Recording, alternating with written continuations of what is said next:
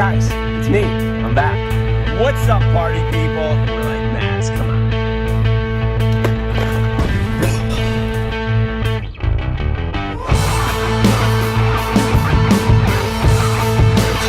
No!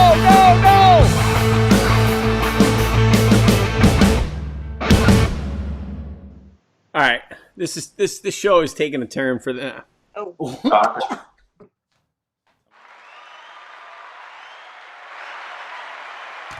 Thank you. What's going on, everybody? Welcome to another episode of Monster Bass Live. We got a great show for you. I'm actually really excited about today. We got Chad Hoover on the show. Max is back. As always, we got the golden ticket, and so we're going to be giving away prizes every 15 minutes today. So, but first, I really appreciate it when you hit that subscribe button. Lets me know you love me, and I do have a bit of a self-esteem issue. So if you could smash that subscribe button right now and make me feel better about myself, I'd greatly appreciate it. Today's super chat is going to be another important one for me. We're throwing a party at the end of the year, and you guys have been donating like crazy. I can't even remember, how much stuff we gave away last week, but every dollar that you donate on Super Chat goes towards our end of year party, which you're all invited to. But this one's gonna be near and dear to my heart. We had a member of the family about a month ago. I don't think it's any secret now. Is it any secret now? Yeah, I don't know. Anyway, so today's super chat, we're gonna make donations to the American Cancer Society, and it's a great cause. My father passed away from cancer, a handful of years ago, and so anytime I hear about things like that, it kind of touches me, and so we're gonna dedicate this show to all the cancer survivors out there, and so when you donate, we're gonna match that. We're gonna put it towards a really good cause. Okay, so so as I mentioned, my father passed away from cancer, and the bearded bad man himself, Alex Rudd, his father is having a battle with cancer himself, and he's right now he's coming through with flying colors, and we hope and pray that fight continues to be a successful one, because let's face it, cancer sucks, and given that we live in the greatest country in the world, or at least that's my opinion. We should be able to tackle this thing and eradicate it, and hopefully it's only a matter of time. But all right, I'm going to get off my soapbox. As always, the hotline's going to be open. We're going to put it up a little bit early today because I got a feeling we're going to have a lot of guests. If you get onto the hotline, you're listening to that crappy hold music, I do apologize. That's up to Jared. I can't make him, come up with better hold music than what they provide us with. So, whatever it is, just make sure you keep your volume down when it comes time to get on the thing, and we're going to open up quick because I know you got more important things to do than sit and listen to me talk. So let's bring in Max and see what he's up to. Hello. Maxosaurus Rex. How you doing, bro? Maxosaurus Rex. That's a new one. Well, I missed you. You were gone last week. I don't know, maybe at a math test or something. You trying to get into that military school and all. Yeah. I ended up getting a B on it. The guys that get B's on those tests end up in the infantry. They're the first ones to get shot. Sure. Those are really hard tests. Really? Max, are you excited? Do you know Chad Hoover? I've seen his YouTube channel. Yeah. He has a lot of subscribers. I have not talked to this man in a long time, not since the days of that company that we shall not name, but I'll probably slip a couple times today, and right, but whatever. So yeah, it's pretty exciting. So everything's good, Max. You're rocking and rolling. School's almost over. Fishing last weekend, and I'm working on editing a video, but there's like 4 hours of footage with only 2 fish that were caught. Mm-hmm. So it's a difficult edit, but I'm working on it. All right.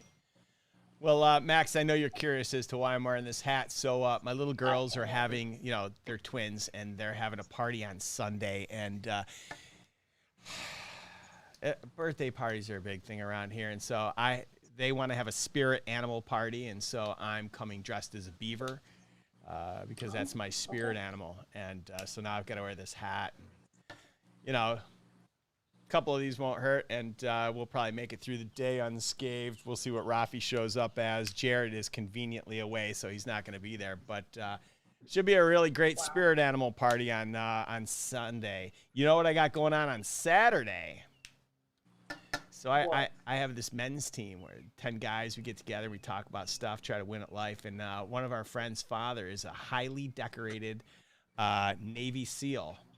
And he gives presentations to CEOs all around the country, leadership talks and stuff. He's coming to my house on Saturday. He's giving us all a big talk, and then we're going to eat some wild boar that he shot. So, or as I like to believe, that he killed it with his bare hands. Yeah, definitely. Anyway, let's not waste any time. I'm really excited. I also think we should get that hotline going in a couple minutes because, you know, no one wants to hear me talk. So let's not waste any time, Maxosaurus Rex. Max, can we make a T-shirt that says Can we make a T-shirt that says Maxosaurus Rex? As long as we put my face on it. See, you missed it last week. We found out Alex's mama and papa called in a couple times, and we found out that Alex, when he was a little boy, used to pretend he was a dinosaur, and he used to go ramping around the room in his underoos, making Tyrannosaurus Rex noises. So, yeah, that was a lot of fun. You missed out, but in honor of Mama and Papa, we're gonna refer to you as Maxosaurus Rex. So let's not waste any time. Make Rudd rich. Let's do it. So our next guest, the guest, he is he's no stranger to this industry. He's a pioneer. He's pretty much founded everything having to do with kayak fishing tournaments, and he's a good friend of mine that I haven't talked to in a long time. So let's give a big warm welcome to Chad Hoover. How's it going, man? Pretty good, man. How about yourself? I'm good. How you been? I was this close to wearing a spirit animal hat, and I didn't want to be the only one. Wow. You know? What's your spirit animal? Largemouth bass? I mean, my spirit animal is a buzzard, to be honest with you. You know what I mean? But the spirit animal that I embody the most, that I'm more like, is a llama. So nice. Why a llama? I don't know. I just like the fact that they don't care. They do whatever they want, and they're odd looking, but yet efficient. You know what I mean? So yeah. All right. I kind of resemble that. I like that. Max, what's your spirit animal? A deer. Yeah, I'm a deer. Like Bambi? Like Bambi's dad, because I'm huge. You are. You're huge. So, Chad, I haven't talked with you in quite some time. Not since my departure from the evil empire. How have you been? What have you been up to? Good, man. Good. Been busy. Yeah, I think we last talked at the ICAST before last because of no ICAST COVID. So that's yeah, right. That's right. Yeah. Been good. Been busy. You know, the show's going well. Just wrapped my 11th season in Happy Valley, PA. Just got up to Connecticut. I'm up here at one of our KBF Trail Series stops in Danbury, Connecticut on Lake Candlewood. Go home Monday, and I'm going to do a Fat Tire Celebrity Invitational with Scott Canterbury and Brad Knight and Eric Jackson and a few other guys down in Tennessee. Then I go to St. Clair in Michigan for our next tournament. And then from there, I go home for about 3 days. No, I'm sorry. I go to Des Moines, Iowa. We're doing an overland trip up through the mountains into the Dakotas over to Wyoming, and then down into Ogden, Utah. And I'm kicking off my next season filming 2 episodes in Ogden, Utah. Wow. Doing the trout thing and tiger muskie. And they've also got some lesser known, bass factories out there. So I'm going to go chase some of those bass out in Utah. It's amazing. Now for those listeners that are listening to you talk about, this event, that event, if they're sitting at home and they've got a kayak and they're like, you know what, I'd love to fish in a tournament. Is it too late for them to just, sign up for a one-off, entry? No, man, they can join at any time. We also have the monthly challenges that are online that start at the first of each month. They just go to kayakbassfishing.com/join. You join KBF there. If you're not interested in tournaments, we have an ambassador membership that's pretty cool. And then we also have a free membership. If you just say, man, I just want a free sticker. Yeah. And then if you want to learn about our events, you just go to kayakbassfishing.com/schedule. I pretty much made it monkey proof, where everything is kayakbassfishing.com/whatever word you could think of. And that's the word you type in and it takes you to it, Nice. Amazing. Nice. Amazing. So, I think the last time I spoke with you, you were with Bonafide. Are you still repping that brand? I'm still with Bonafide, but I also decided that kind of because of my position in the kayak fishing industry, I need to be non-exclusive so I can paddle everything. Mm-hmm. So right now in my truck in the parking lot, I have a Hobie, I have a Jackson kayak, and I have a Bonafide. And we just did a video review of an Old Town, and then I've got like 3 or 4 kayaks on order. But right now there's like a plastic shortage, so it's taking a while to get some of the boats in.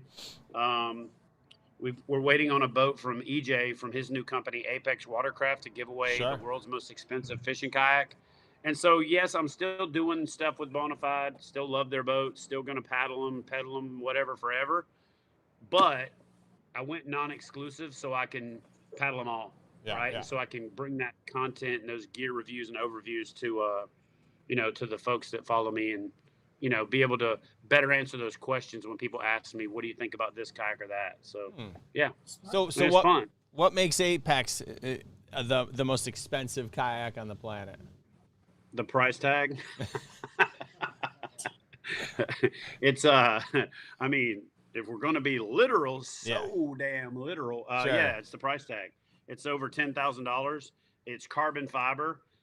It's kind of a futuristic looking design. It's got like a piercing bow. It's out of the box for sure. I still couldn't tell you because I haven't paddled one other than like a test paddle. Like, would I spend $10,000 on a fishing kayak? Like, it's gonna have to blow my mind truly for me to be like, yeah, I'd spend $10,000 on that. But it's 32 pounds and it's almost 13 feet long and it's 36 inches wide. So, what's the typical kayak weigh? Well, so for example, to make that comparison, a 12'7" Bonafide, which is about in the same length, is 2.5 inches narrower, and it weighs 86 pounds. So, about a third. Yeah, it's super lightweight, and a lot more durable than I thought carbon fiber would be. We went out and I did some stuff with EJ fishing in the rivers and portaging and stuff like that, and it was really really resilient. So, but it's gonna be interesting to see how the market receives it. Yeah, for sure.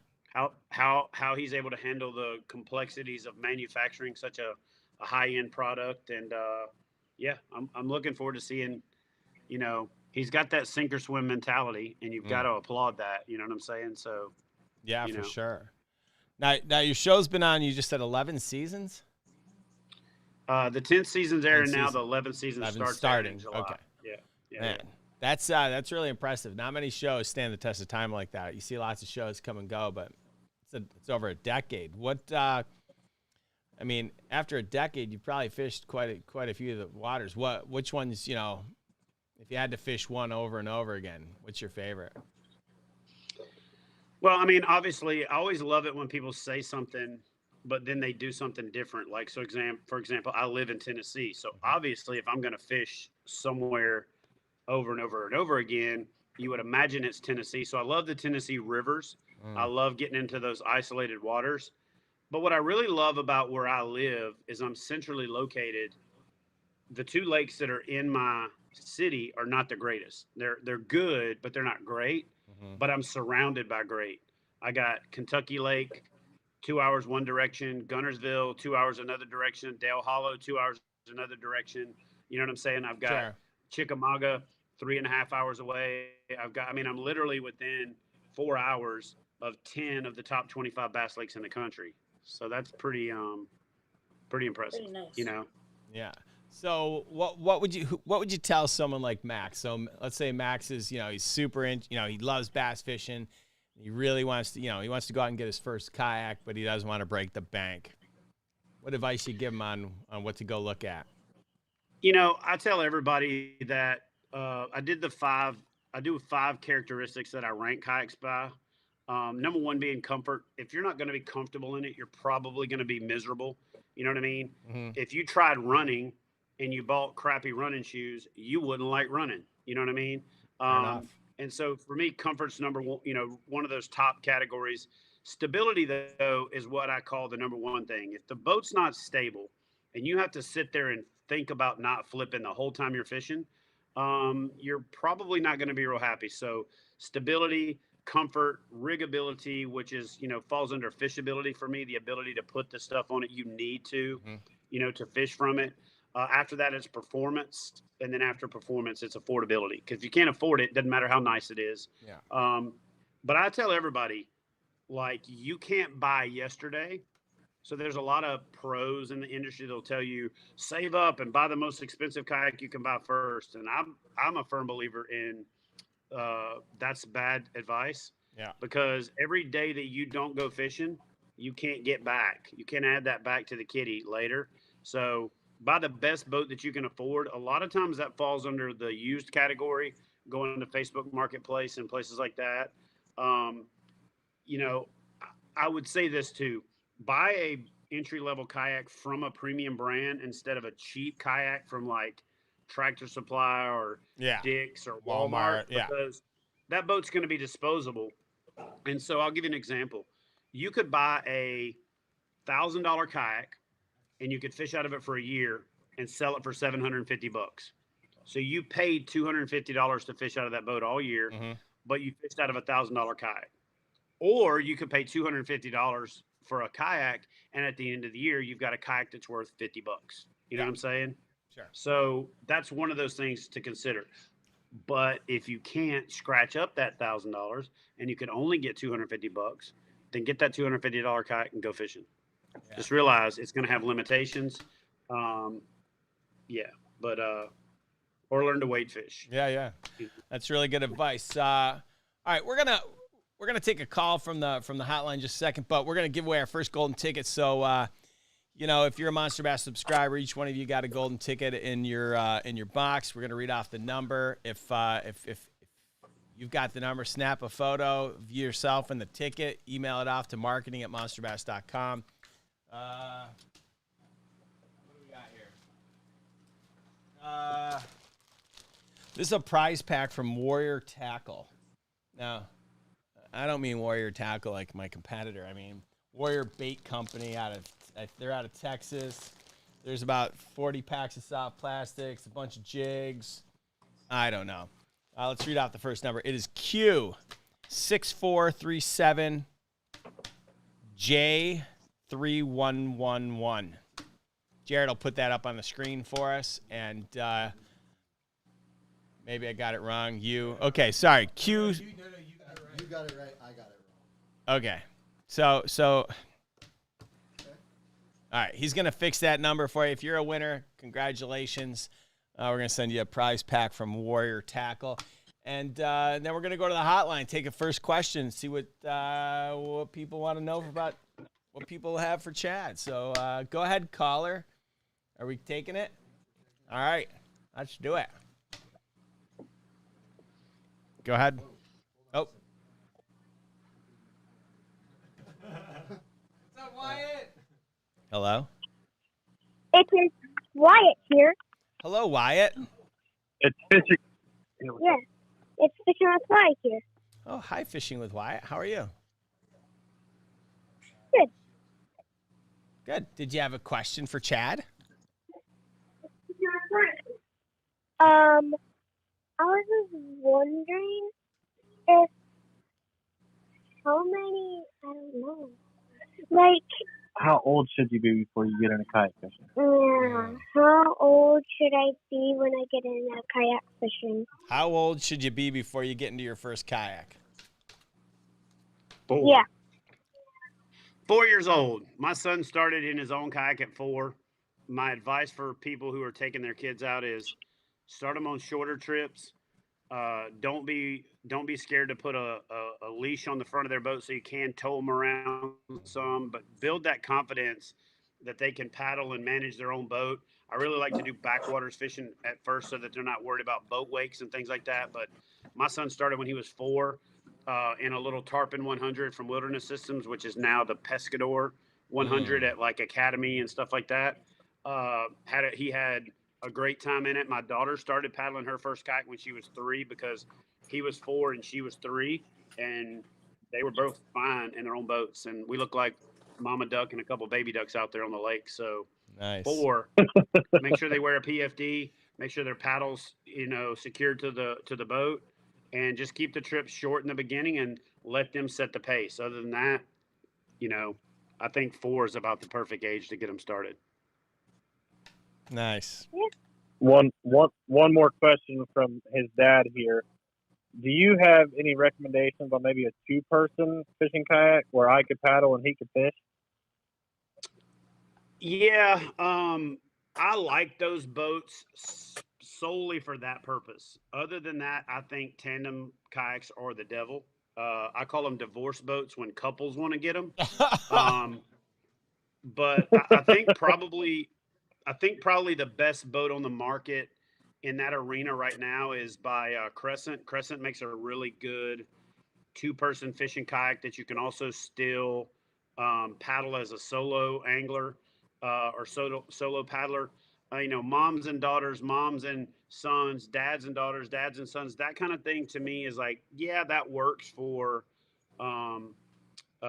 tandem kayaks. Other than that, yeah, I firmly believe tandem kayaks are of the devil. So, but you can get them, fish them a couple of years, get the kids used to it, get them excited about it. Make sure they're wearing sunglasses, even if it's not sunny, because when they set the hook and miss and that lure comes back flying at, Mach 2 at that low level, it's a lot more dangerous than it is, up at, a higher height in a bass boat. So that's one thing that I tell everybody. And you need to be careful if you're in the back of the boat paddling them around, because you will potentially get hooked in the neck, the face, the arm, the shoulder, the leg, because they start casting and don't think about you being back there. Oh yeah, I can imagine. So you gotta take that into account too. Yeah. Thanks, Wyatt, for calling in, buddy. We haven't talked to you in a while. I hope you're doing well. We've been a little MIA. That's Daddy's been busy here lately. Well, Daddy's got to buy a kayak or two, so we get it. Yeah. So, all right. Awesome. It was good hearing from you guys. All right. Thanks a lot. Let's take our next call. Go ahead, caller. Hello. Yeah. Hello. Hey, I'm Quintel. How y'all doing? I'm good. How are you? I'm doing pretty good. I had a question for Chad, and I wanted to ask him, when was the Jackson kayak video supposed to be dropping on your page? The review. Are you talking about the Jackson kayak bite? Yes, I am. Yeah, it should be middle of next week. It's getting edited right now. Okay, all right. That's all I wanted to really know, because I was looking in. Yeah, I took it out and floated Spring Creek with a buddy of mine. We did the fly fishing thing, and I used it to catch my first fish on a dry fly. So it was actually we caught several of them. So I'm doing a river trip and kayak review rolled into one video, and it should be out sometime middle to end of next week. Awesome. Our next caller is calling in from Scranton, Pennsylvania. Go ahead. Yeah, I have a quick question. I was interested in buying a Vibe Shearwater 125. I just want to have your thoughts on that. Man, I'm from the South, and we have this saying in the South where if you ain't got nothing good to say, don't say anything at all. And people keep asking me to review that boat, and unless there's been a drastic improvement since the first time I paddled it, when I paddled it after it first came out after I cast, it just had a bunch of issues. I don't know. Maybe I should do the video so I can make people aware of the issues if they're still there, or I can maybe reconcile in my own mind that they're not there. Um, and I know a lot of the pro staffers with that brand, and I know some pro staffers that actually left that brand because of that boat. So again, I'd love to give you a much more glaring endorsement or better advice, but one of the things that people know me for is keeping it real, and I'm gonna keep it real with you. Until I'm able to put hands on it and really take it out and test it and make sure some of those issues have been resolved, it would be hard for me to advise you to buy that boat. Does that make sense? No, I appreciate it. I was just looking for an honest opinion so I can move on to something else, or just weigh my options. And again, I'm probably going to go ahead and buy one, so I can do an independent review and then probably do a giveaway or sell it, or donate it to Heroes on the Water or Fallen Outdoors or something when I'm done. But they've been hard to come by, just like everybody else's boats, and so and I'll be honest with you, it hasn't been my top priority. But I'll go ahead and add that to the list of boats that I need to do, because I do get asked about it quite a bit. Thanks. Right, awesome. Yeah, thanks. Thank you. And plus, I'm very aware of the plastics industries. I'm actually in that industry, so I feel your pain. Thank you, man. Appreciate it. Yeah, it's crazy how this this shortage is hitting just about every industry. Try getting a new car. I mean, I'm getting a new car on Sunday, and they're paying me just to get rid of my car early because they need used cars. It's unbelievable the opportunities that there are right now just because of this shortage. It's just hitting just about everywhere. So, what kind of car do you have, Max? I don't have a car yet, but I do have a truck in my name. That's awesome. Max is gonna have Max. What's your man cave gonna be called once we kick your aunt out of there? Good question. I haven't thought about it. Why don't you think about that while we take our next man cave, probably. Max's man cave. We're gonna take our next call and call it the Max Shack. My dad man. made a suggestion. I'll be right back. Okay. Make a suggestion. Go ahead, caller. You're on the air.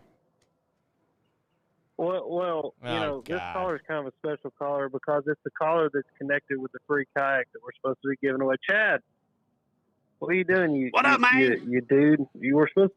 We're supposed to give away a kayak or something, right? Like we were supposed to do this like 6 months ago, and it never happened. So can we do that now, or have I jumped the gun on this? It wasn't that long ago. Okay, it was not that long ago.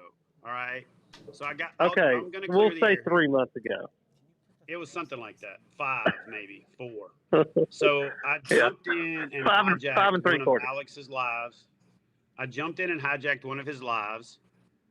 And I had been having a conversation with a bottle of whiskey for about an hour and a half while I was writing some blog posts. And I got to feeling a little generous and said, hey, let's just give a kayak away. Well, then we did the giveaway, and I was supposed to pick the winner, but I was going out to get a kayak company to commit to me that they could give me a kayak. And every one of them was telling me, dude, we ain't got any boats right now. We don't have plastic right now. So I didn't want to pick the winner and then have them just be like waiting and waiting and waiting instead of waiting to pick the winner, and then they don't have to wait as long. Does that make sense? So I texted Alex last week and said, bro, we got to pick this winner. And then, of course, you guys called me to do this. And I'm like, how about we just do it on the Monster Bass Live tonight and just declare the winner right there? And when we initially did this, we called out a brand. We called out Bonafide because, Alex thought it had to be Bonafide because everybody thinks I'm 100% Bonafide, which I am, but I'm not. So what I'm going to say is whoever wins this, I'll just let them pick a boat and we'll work it out, and I'll help them figure out any brand that I'm affiliated with or have a relationship with. We'll do whatever we can to get them the boat the fastest that we can. The only real caveat to this thing is I've either got to try to get it shipped to their dealer or they got to come to Tennessee and pick it up. But remember, Alex, there was another part of this thing too. where they won the right to go fishing with the two of us, right? Ooh. So Yes. they might Yes. as well come to Tennessee and pick the boat up if we're going to take them fishing anyway. You know what I'm saying? So I'm down, dude. Yeah. Do you want to say who the winner is, or do you want me to say who it is? Because I sent it to you about 10 minutes ago. So Max. Go ahead. Go ahead, my friend. I'm on the phone, talking on the phone, so I'd have to pull it up. You go right ahead and let right, so everybody the know winner- who gets the only. Go ahead.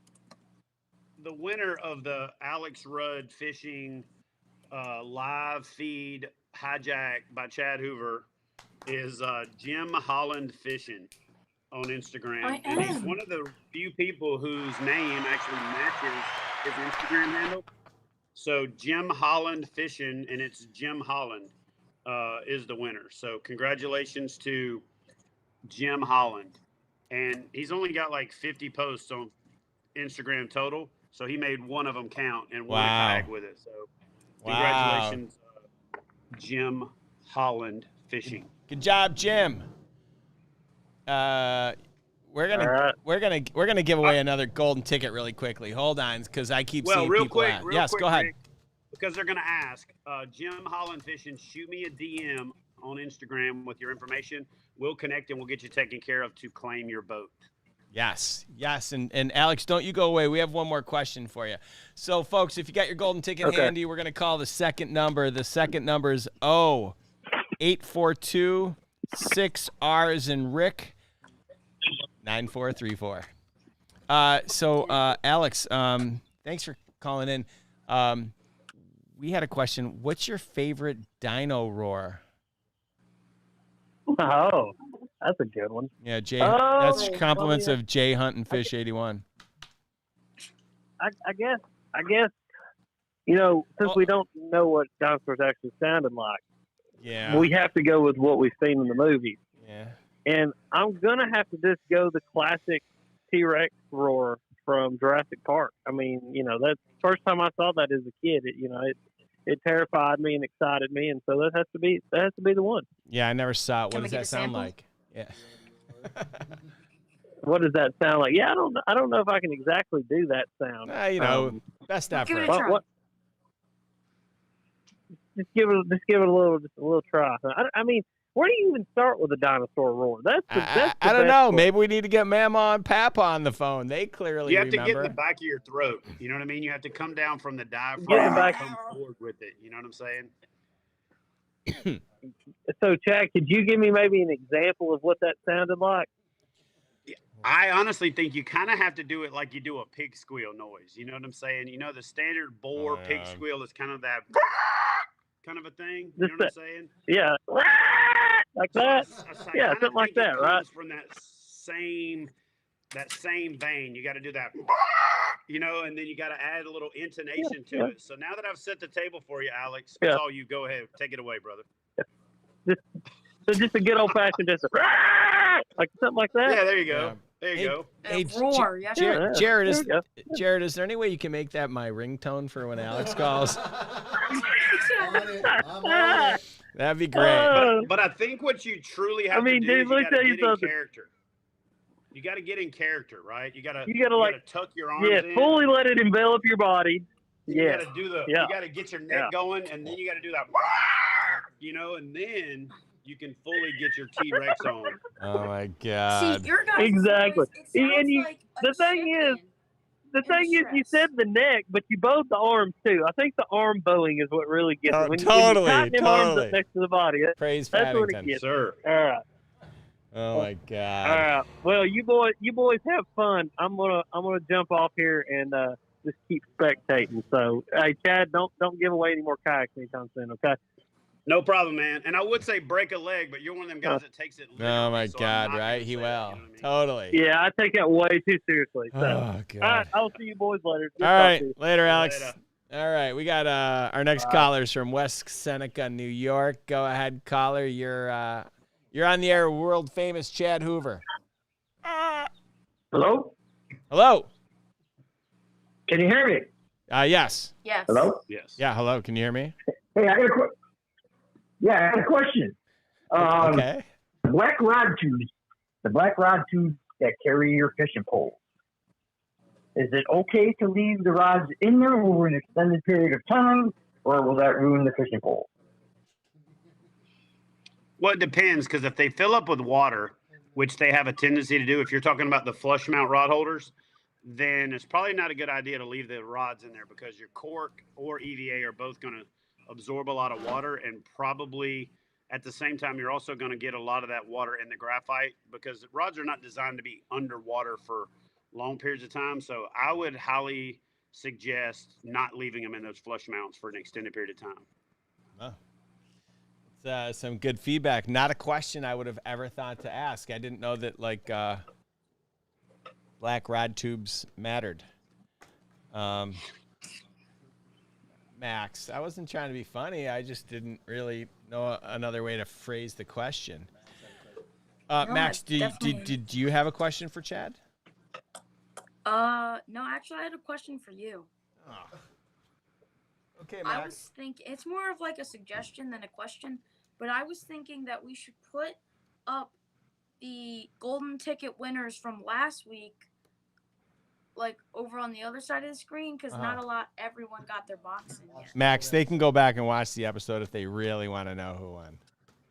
All right, well, I'll have to go back. I can't do all the work, Max. You can only lead the horse to water. I can give away this stuff. If they really want it, they'll go check the other episode and they'll see what the golden ticket numbers are. It's not really tough. You got any questions for our guest or no? Oh, yeah, I do. Okay, so Chad, this is a really weird way to ask the question, but it's basically like if you had one lure to pick. So if you had to catch a bass to save your life, like say someone was like, catch a bass right now, and you had to catch the bass, what lure would you use? A black Cinco with blue flake. So you're saying if you got one bait to win a tournament, Max, that's the one you'd use? Is that the question? Not to win a tournament. I said like life or death. Okay, life or death. Because that happens a lot. I get it. It does. Sure. Much every year. All right. Hey, can we go on to some more questions, or do we have any calls on the line? No calls. All right, folks. Well, listen, the hotline's open. We got a couple more questions for Chad. In no particular order, since you already asked one of my last questions, Maxie. Chad, this would probably be the most important question I ask you of the day. Max is getting to the age where, his formidable years where he's going to start dating and stuff. And, Max has been privileged to be on this show for a fortnight now. And he's gotten some really solid advice from everyone, from KVD to Skeet Reese to Barack Obama. And so what advice do you have for Max as he's getting ready to start dating? You got your pen, Max? Here's what I would say, Max. When you're getting ready to start dating, what you need to do is get on Google Earth, okay? And then you need to fly around on Google Earth until you see some water, okay? And it needs to be within striking distance of where you live, because you can't drive yet, right? So somebody's going to have to take you there. And then you find that body of water. And once you find that body of water, you take the name and you move it over to Navionics. And then you go into Navionics and you start looking for relief lines and fish attractors and potholes and things like that. Then you go watch a couple of YouTube videos to figure out where the fish should be at that time. Then you call that bitch and tell her you're going fishing instead. Got it. Do you? Yeah. There'll be plenty of time for dating later. Don't worry. Wait till you've got money, enough money that you don't got to struggle to meet the expectations of the female species, and then start dating. Before then, you're going to have to decide between spending your money on her or fishing stuff. And I would say buy fishing stuff. Agreed. Buy fishing stuff. We should make a T-shirt with that. Put Max's face on it. Maxosaurus Rex comes first, though. Maxosaurus Rex. All right. We should totally take a picture of T-Rex and like crop my face on. Jared can do that, right? Jared, No. you can do that, right? No. You know who I would call for that? I would call Andrew Flair and see if he can help you with that. Yeah, we might have to get a picture with his camel. Camels, llamas, it doesn't matter. All right, so we had a question from the audience. Am I better off spending $800 to $900? I got $1,000 to spend. Am I better off buying a $1,000 kayak or $800 kayak and then tricking it out with whatever I can afford to add to it? Yeah, I would say, here's the thing. The one thing you got to think about when you're going to buy a fishing kayak is you still have to buy a paddle and you still have to buy a PFD in most cases. The PFD you're going to wear all the time, and you're probably going to own it for a couple of kayaks. And the same with your paddle. You're probably going to own your paddle for a few kayaks. So I would even caution you to spend a little bit more on the better paddle and a little bit more on the better PFD in the beginning, because those things are going to stay with you longer and you're going to use them. Because if you buy a cheap paddle, a cheap PFD, and a cheap kayak, you're going to end up buying all three of them again. So I would say buy a $200 paddle, a $100 PFD, and a $500 kayak instead of buying a $1,000 kayak, and then you have to skimp on the other stuff, if that makes sense, you know? Yeah. Good question. All right, we got another caller, so let's take this one. This one's calling all the way in from San Jose, California. Go ahead, caller. Hello? Can you hear me? I can. Okay, cool. So I've been starting to fish. I'm learning how to do like bass fishing, and I've been going out like every weekend pretty much. And I've been kind of banging my head against the wall trying to figure out how much color actually matters, because like I think I have like stained water on a reservoir, and I was thinking white was good. Is there any real specifics? I'm throwing chatterbaits and stuff like that. So I'm going to go ahead and piss off half of the fishing world, especially lure manufacturers, and tell you that color isn't as important as people think it is. What's much more important than color is contrast. You need contrast. If you're fishing a dark bottom, throwing a dark bait probably isn't going to get you very much. If you're fishing in stained water and you're fishing a light colored lure, you're not going to get that much.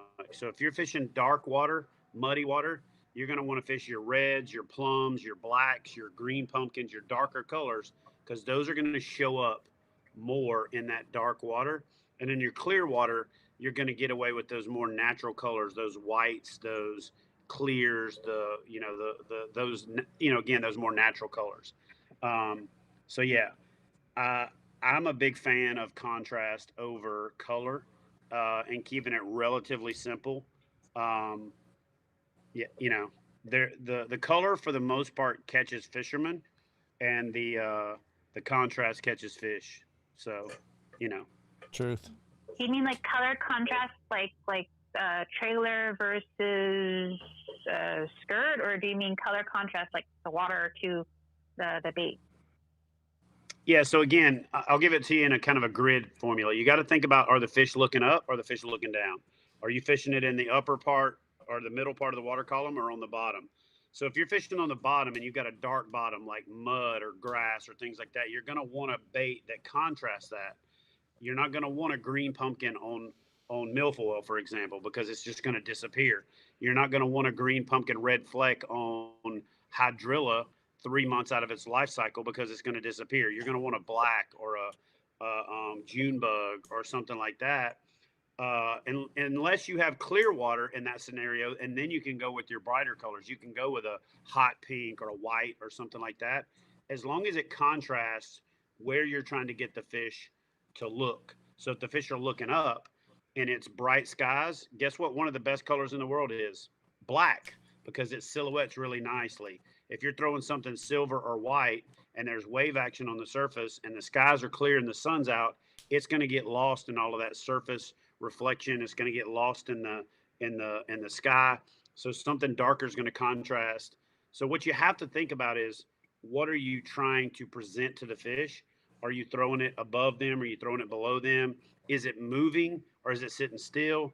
So for example, right now, if I'm fishing most of the Tennessee rivers and these bass are off peak during the day and they're feeding very heavily at night as it starts to get hotter, I'm going to throw something slow moving on the bottom. And if the bottom's rock and gravel, I'm going to throw a black or blue jig that sticks out like a diamond in a billy goat's ass when it's sitting there. But if I threw something that was like, green pumpkin, it might not even show up. But if I'm throwing a spinner bait or something that's in the upper part of the water column, again, if they're looking up and you're surrounded by trees, you don't want something green pumpkin or brown because it's going to disappear when contrasted against a tree line. That's the case for a white, a red, a chartreuse or something like that. So there really isn't a true cookie cutter answer for it, other than you have to kind of look at the scenario you've got going on. But by and large, dark or muddy water, go dark as you can. And then the lighter the water, the more clear the water, or ultra clear, you go more light colored or natural. It is generally a good rule of thumb. Great answer. Okay, and one more quick question, if you didn't mind. Is that okay? Sure. Yeah, absolutely. Yes, for anybody, I don't know. I kind of discovered some weird stuff. I wasn't sure if it actually is a thing or I'm just kind of playing around with little toys because it catches fishermen, not necessarily catching fish, the lure specifically. Why do people not use chatterbaits as jigs? I saw this, what was this, Z-Man, what was it, Project Z Weebless. It looks like a jig. It possibly can work like a jig, and if you put like a craw or something on the end, and then even in dirty water, you have a noisy device. You also have a thing that doesn't allow the hook to get hooked as easily. Does that seem doable, or is there a reason why people don't do it? So there's two kind of people that don't use a chatterbait as a jig: people that don't know what they're doing, and people that are lying to you. So chatterbait is a bladed jig. That's what it is. So if you're not fishing it as a jig as well, you're missing half of the opportunity with that bait. And a lot of times in cold water, for example, when the fish haven't moved up yet to spawn, or they haven't even moved up pre-spawn, you can throw a chatterbait out, let it hit the bottom, and do like a pull to get a little rip out of it, and let it hit the bottom again, and that vibration is going to bring get the fish's attention, and then you can scoot it like a jig. So I do fish a chatterbait like that. I do a rip and scoot. And then what I do is after I scoot it, which is going to kick some silt up off the bottom, I'll let it set 30, 45 seconds, a minute sometimes, even longer in certain situations. But yeah, if you're not fishing a chatterbait like a jig as well, I think you're missing half of the appeal. It's actually called a bladed jig. That's what it is. Use it like a jig. Yeah, sorry. Thank you for your information. I was learning this, and I was kind of fishing it in the upper area of the water, not necessarily the lower, but I wasn't exactly sure why, and fishing a separate jig on the lower end. So yeah, thank you. Yeah, they're not going to swim up to it and go, wait a second, that has a blade on the front of it. I'm not eating that. You know what I'm saying? They'll eat the hell out of it. Well, cool. Thank you for your time. Thank you. Yeah, thanks for calling. So, Chad, we had a question from I think it was Tim Price. He had a question.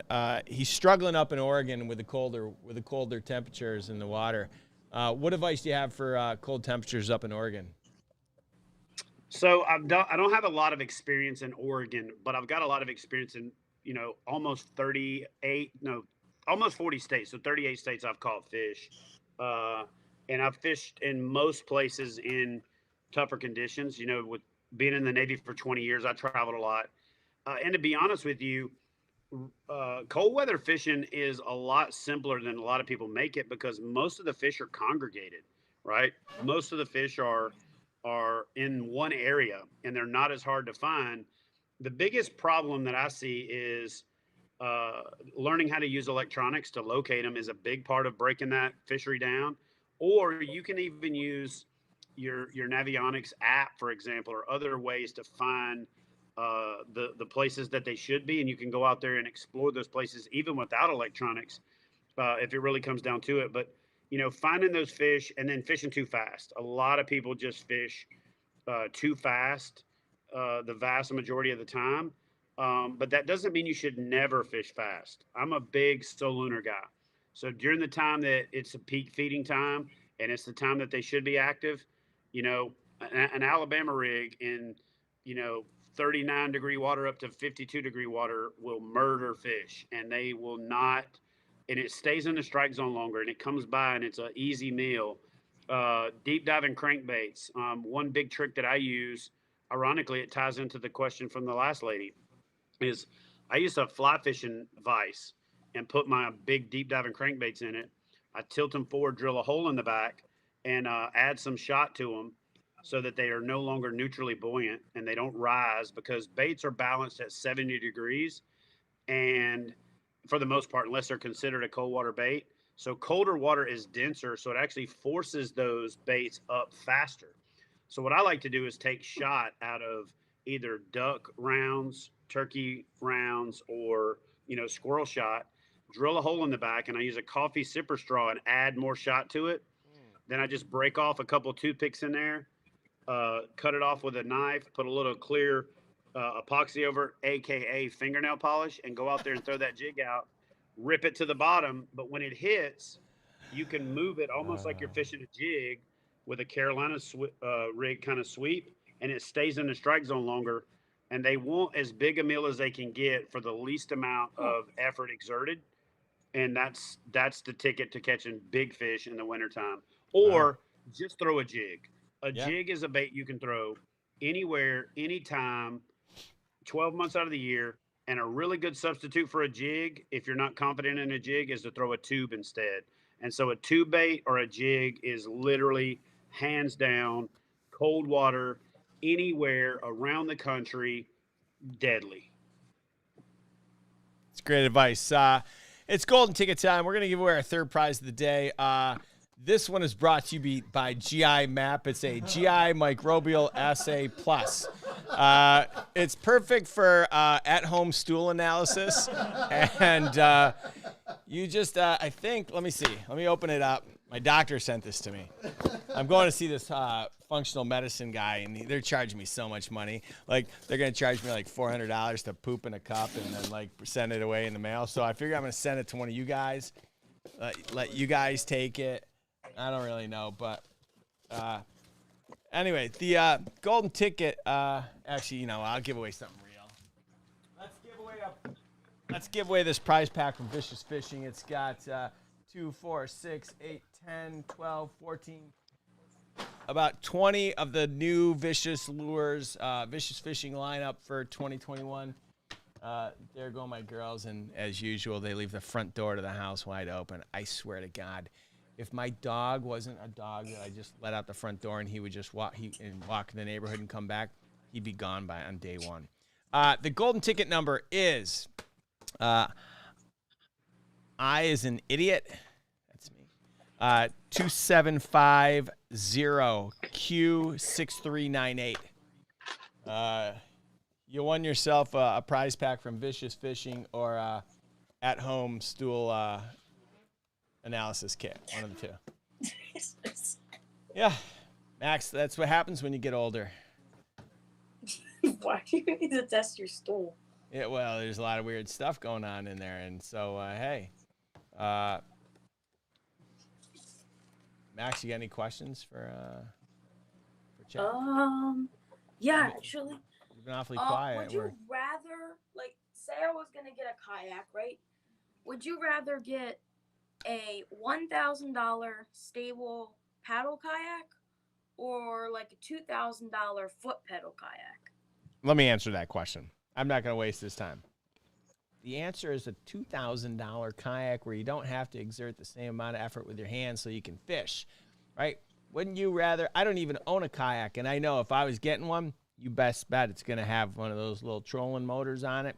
It's going to have foot drive. I'm not paddling. My brother. Not everyone's as rich as you, Rick. Oh, whoa, Max. I blew all my money on an at-home stool kit. I can't afford a kayak. If I'm getting one, I can only afford the one you paddle. But let's see what Mr. Hoover has to say. Well, here's the thing.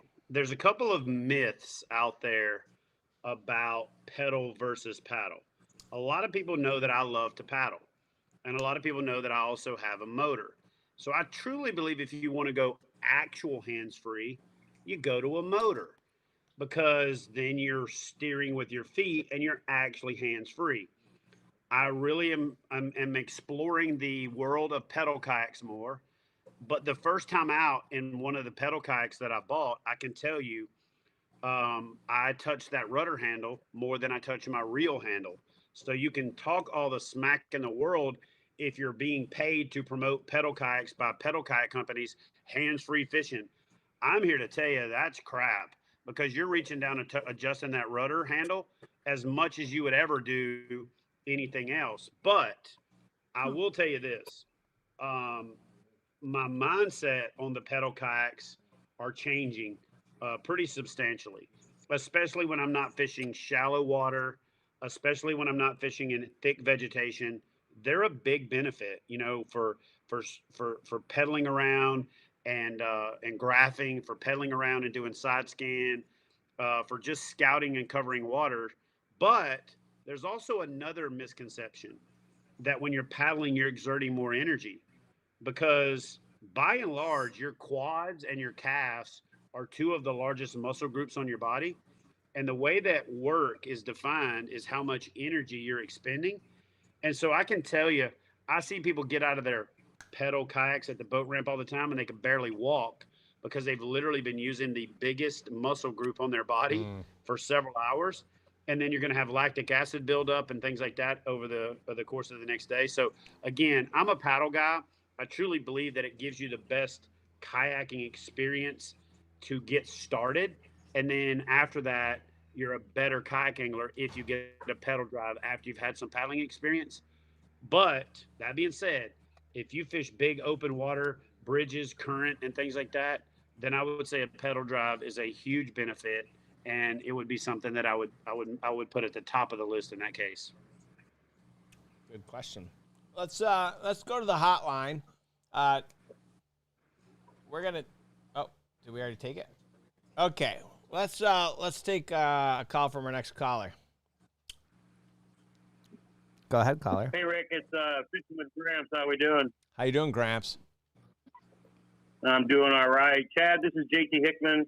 I'm going to do something I know my fellow veterans hate more than anything in life, and that's praise heap on the work that you do, not just in the kayak fishing industry, but impacting so many organizations like Heroes on the Water, the Fallen Outdoors. I fish in those charity events. And the reason why I got into Heroes on the Water to start with was because my brother was one of those saved at a VA domiciliary a couple years ago. And one of the things that kind of got him past a lot of the things that was going on while he was in the hospital up there was the local Indiana chapter of Heroes on the Water that came out and took those guys out on the water. It reminded my brother of us growing up and the time that we spent fishing with my grandfather and my dad for a bit, and gave him something to focus on and a purpose and a drive again. And he started taking the guys in the Dom out there to the park that's associated up in Indianapolis with that area, the old Fort Benjamin Harrison, and got a bunch of those guys out fishing, falling in love with bass fishing. And just because of that, it kind of got me back into a kayak. And I followed your channel along because you know how most of us get when we get out, we get that vet bod. I followed your channel for what kind of CFD for a big guy, and a lot of those other things. And it's funny you talk about the paddle versus settle, because I started out with a topwater 106 and paddled around and realized it could hold my massive weight. And then it wasn't even 4 months before I upgraded to a pedal drive, which I sold my wife as a Fisher sizing machine, and has got even me with my disabilities out on the water able to pedal and fish. So I found the KBF trail just as a fun kind of a thing, because I was trying to learn how to upload photos for the Heroes on the Water stuff. And so I fished an Indiana event last fall just to kind of learn how it all goes. And then I've done 2 this year so far, along with a lot of the charity events that always seem to pop up along with those state challenges and things like that. So, Chad, I have to thank you and the folks that you work with. I know you're a Navy guy, and we gotta do the ribbon thing. But brother, thank you for what you do. You're impacting lives. You're changing a lot of things. You've made me put together a YouTube channel to try to go out and teach others to fish and to get with other anglers and do that whole kind of thing. So from my heart, my brother's heart, my family, my dad's a Vietnam vet. My 3 sons are soldiers. Thank you. Thank you. Thank you for what you do. It makes a difference. It may not seem like it because we're all bitching about the rules in the KBF community thing, but know this. It's bigger than that. It's a bigger impact than all of that. But thank you for everything that you're doing, brother. Thank you, sir. I appreciate that. Yeah, and to be honest with you, anytime I'm about to hit the wall on how hard we have to work to do what we do, God has always got a way to send me a message or have a call come in like this, or run into somebody at a gas station. And I got to admit, a few years ago, before I met my wife, Christy, I was in a pretty dark place. I had started to develop some delayed onset PTSD stuff because I had stopped working so hard that I had too much time to think. And I got the help that I needed because of her and because of the people that I was surrounded by. And by a lot of accounts, I have it made. So when you think about the fact that I was in that, imagine the person that doesn't have anything, or they've lost their identity, or they're not physically able, and how fast they could go to that dark place. And so just about the time I'm going to hit that wall, there's always something like this that happens that is my fuel. That is that's the extra gas in the tank. And the timeliness of it's kind of crazy because every year right around this time, I get real somber. I have to stay busy because if I don't, Memorial Day sneaks up on me and hits me like a freight train because, Veterans Day is the day we're proud of what we've done. Veterans Day is the day we celebrate it. Memorial Day is the day we mourn the people that we've lost. And, I lost a lot of good friends. I was in the crazy part of the Navy with the helicopters and the combat SAR and all that craziness. And so this week, right, this weekend before Memorial Day weekend always kicks me in the junk. And so I appreciate you calling in. I appreciate your kind words. And there just needs to be an army of us out there letting our brothers and sisters know that there's hope and that there's somebody to talk to. And that's why I'm throwing my support behind the Fallen Outdoors and Heroes on the Water. And I wasn't really ready to announce this yet, but I'm also going to let you know that I'm switching my focus away from a lot of the frivolous crap that I've gotten sucked into over the years. I'm also going non-exclusive with kayak companies so that I can work with everybody for exactly what you're talking about. And I'm working on launching a concept called Fish Camp, where I can bring veterans in and take them through a 4-day boot camp on how to be a better fisherman and also how to teach it. And at the end of that 4 days, we bring in kids that need to be taught how to fish. And then the veterans that just went through the boot camp take those kids through that same fishing boot camp. And I'm calling that my fishing mission. And I'm talking to some other influential people out there to help me bring this thing to fruition. I've got some heavy hitters in the world of business that have thrown some support behind it.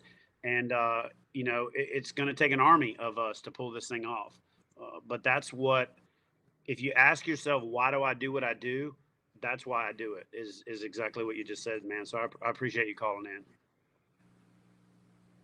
That was great.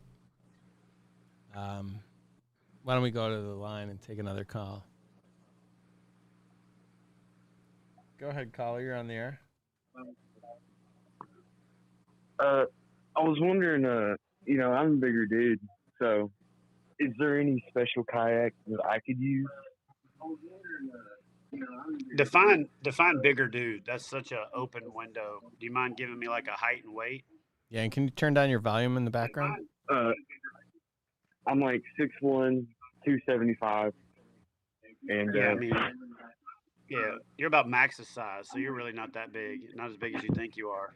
So, honestly, anything in that bona fide SS 127, Old Town, Predator, Jackson Big Rig, Jackson Cuda, I'm sorry, Jackson Coosa.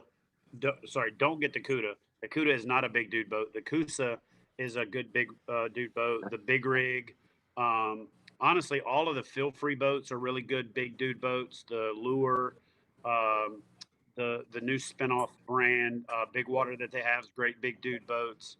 Um, honestly, anything in that 34-inch range wide, and honestly, the bigger you are, the longer boats do better. You don't want to get a 10-foot boat when you're pushing 300 pounds because you look like King Kong on a tricycle, and you don't get that longitudinal stability. So something in that 12-foot, 33, 34-inch wide range is going to be more than enough. But the other thing you got to realize too is when you're a bigger dude and you got a belly on you, if you're down in the boat and you're sitting kind of with your legs up, smashed against your belly, and you're kind of trying to lean back and your shoulders and neck start to hurt, you really need that high seat a lot more than somebody that's fitter, that's thinner. And I'm working my way in that direction. But I can just tell you, I spent a lot of years as a big dude in fishing kayaks, and the higher seat with more stability is the way to go, because you also want to be able to stand up in the middle of the day and stretch your back and stretch your legs and get out of that seated position to get some blood flow back to your lower extremities.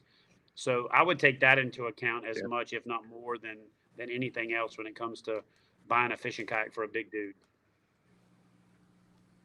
All right. Thanks for those. I mean, I really gotta thank you, because I'm a pretty big kid, and at first when I was thinking about getting a kayak, it's like I'm probably too big for this. But once I found you on YouTube, I was like, hey, I'm not the only big person out there wanting to do kayak. So I really gotta thank you for that. Yeah, man. And check out my video. I have a video called Big Dude Kayaks, Big Dude Approved or something like that. And it pretty much covers all of the options. It's a couple years old, so I'm going to redo it this summer. Nice.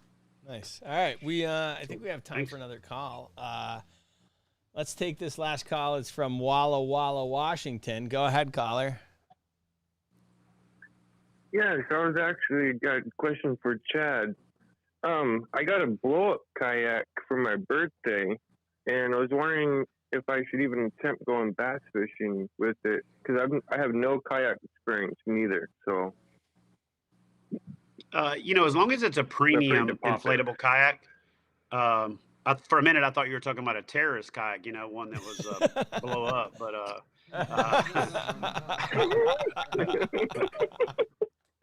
sorry, bad joke. But anyway, it's not a bad joke if everybody laughs. So anyway, we're all friends here. I actually like inflatable boats, and even when I was coming out of COVID, I was pushing 345, and I used the NRS Rival and did several river trips on it, and was perfectly comfortable in it. They're a lot more resilient than I thought they would be. I drug it over rocks, drug it over trees, drug it through the parking lot, and it stood up to all of the abuse. So yeah, I'm actually going to do an entire inflatable series. I'm going to steer clear of calling it a blow-up kayak, but I appreciate you asking that question. Yeah, I'm a firm believer that the inflatable market is going to be part of the future of the growth of this sport, for sure. All right, awesome. Yeah. Thank you, Rick, for everything Just you do. Thank you, man. Just find one that's comfortable. Okay. Awesome. All right. Well, thanks for calling in, man. Appreciate it. You're welcome. Guys, have a good day. All right. You too. Yeah, I got one time that was like one of those taco style boats. Yeah. And dude, they had to grease me up to get me out of that thing at the end of the day. You know what I'm saying? So I'd steer clear of those. Yeah, Greg Whitaker for his birthday, he got a blow up kayak, and it didn't go so well. So, wait, was that you, Max? What? Let's keep it PG-13 here, Max. Your parents are downstairs watching. Said kaboom. Say what? I said kaboom. Is that code for something? Anyway, I got to tell you, I'll bet you that this show will be totally different, Chad Hoover, halfway through a bottle of whiskey on a Friday night. Because, yeah, you'd be giving away kayaks. I just gave away a kayak. I know. Do you want to tell people again, like, who won it, just in case for some reason? Yeah. Let me pull the graphic up. Jim Holland Fishing on the Instagram. 50 posts and the guy wins a freaking kayak. Talk about good luck. Yep. One of those 50 posts was worth it. You know what I mean? Totally. He might have made more than one post on the actual giveaway. Who knows? You know? Maybe. Well, Chad, so what's next? So what's next for you? Like, we look into the future. What's the future hold for Chad Hoover? I'm switching a major portion of my focus towards what that gentleman called about, which is to do a lot more veteran based trips. I'm working with an app company to develop, for lack of a better way of putting it, think of it as a dating app, but it's for people who want to take veterans fishing and veterans who want to go fishing. And it'll have similar functionality to a dating app, but it's connecting people who want to go fishing with people who want to take them fishing. One of the great things about Heroes on the Water is that it gets people out on the water. One of the downsides to it is it gets those guys out on the water, but not consistently enough to keep them from having the highest of high and then going back down to the lowest of low. So we want to create a sustained way to get these folks out on the water on a regular basis. That's a part of it, but the other part of it is I'm going to be putting a lot of my time, effort, and energy into growing our high school series, because I truly believe that investing in the youth, in youth education and safety, focusing on youth education and safety is the way to go. And so to me, I'm really going to start focusing on creating content that's geared towards more entry-level anglers, youth, and probably anglers that are looking for that information anyway.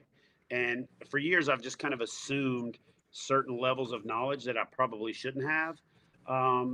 So I'm launching a series on my channel called Phases of Fishing, where we talk about every possible thing you need to know to become a fisherman.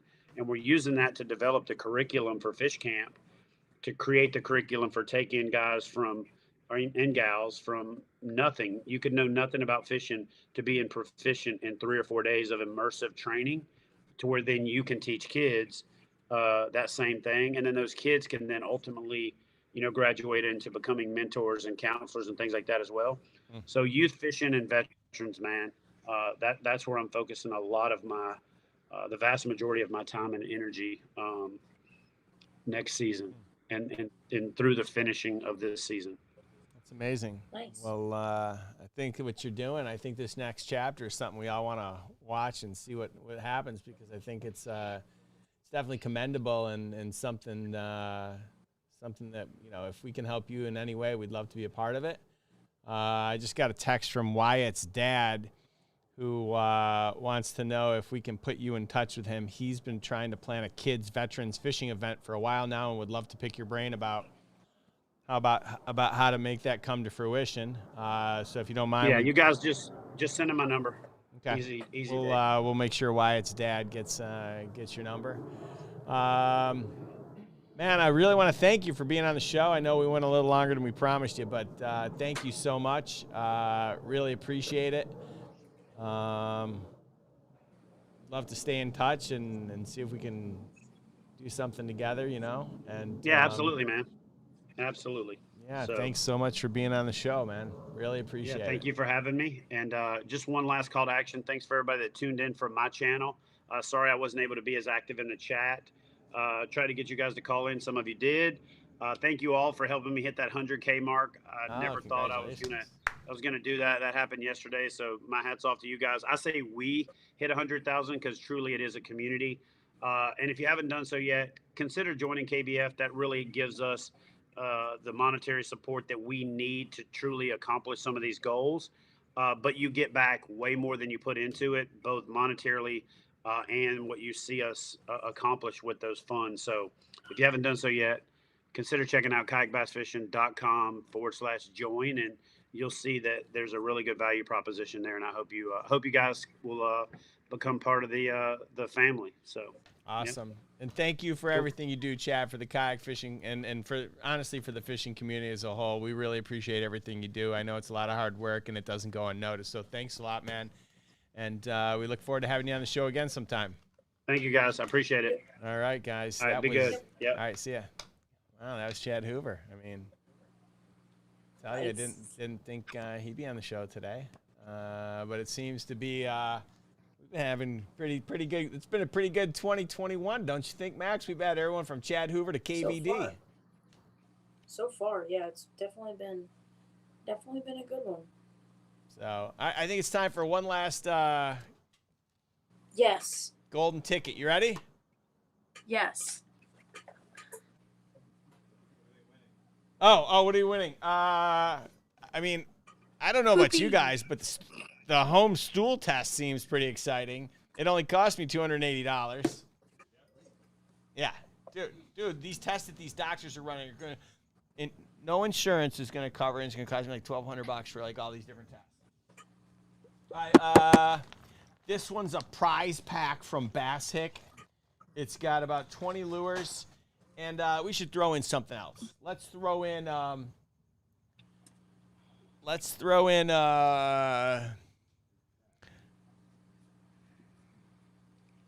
$100 gift card to Monster Bass. Whoa! Wasn't expecting that one. Yeah, you ready? Oh gosh, I hope it's mine.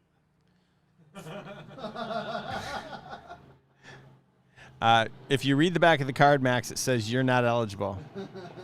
Oh, yep, you're right. Yeah.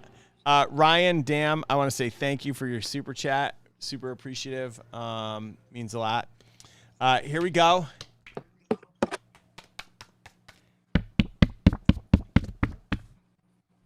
The golden ticket number is, speaking of explosives, C4 238 V as in Violet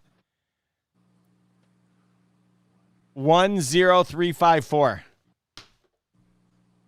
There it is, folks. It's up on the screen. I hope you guys won. Next week, we're going to have some really big prizes.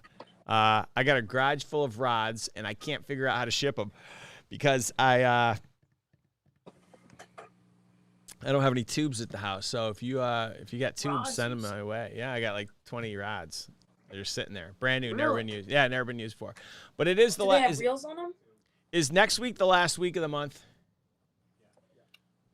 All right, I gotta. We might need to give away like a cooler or something. I got a big cooler in my bedroom or in my. Whoa.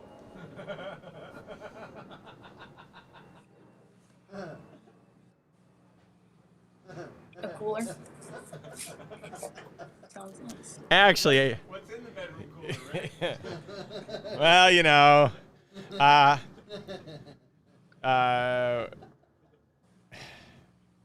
oh God, there's so many good comments I could make right now. There goes the dog. Anyways, guys, we're gonna give away some great prizes next week. Who's my guest next week? Carl who? Is that how you pronounce his last name? Oh my God. Who? Carl who?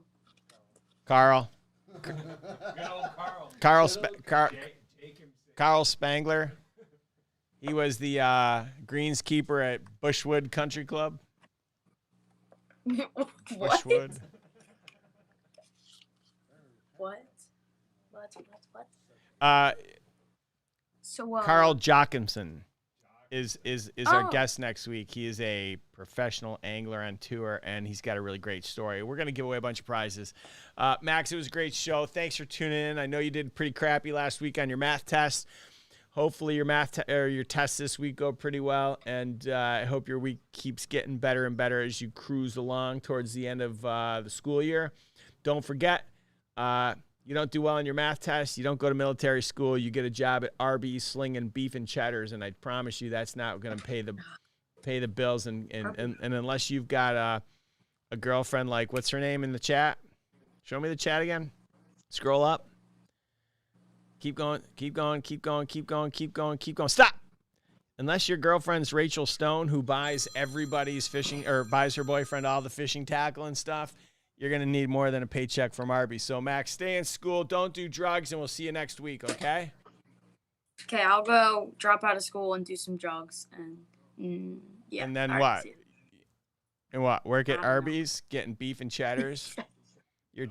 Your mom and dad would, just so we're clear, your mom and dad would kick your ass. And so would I. So don't do drugs. Yeah, probably. I would never. Goodbye. Bye-bye. That's Max, guys. And that was my public service announcement. Either get a job at Arby's or do drugs. One of the two.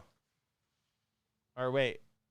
I think it was do drugs and get a job at Arby's. I don't know. Listen, don't do drugs. Don't get a job at Arby's. Just stay at home and go fishing. Whew, that was a great show, man.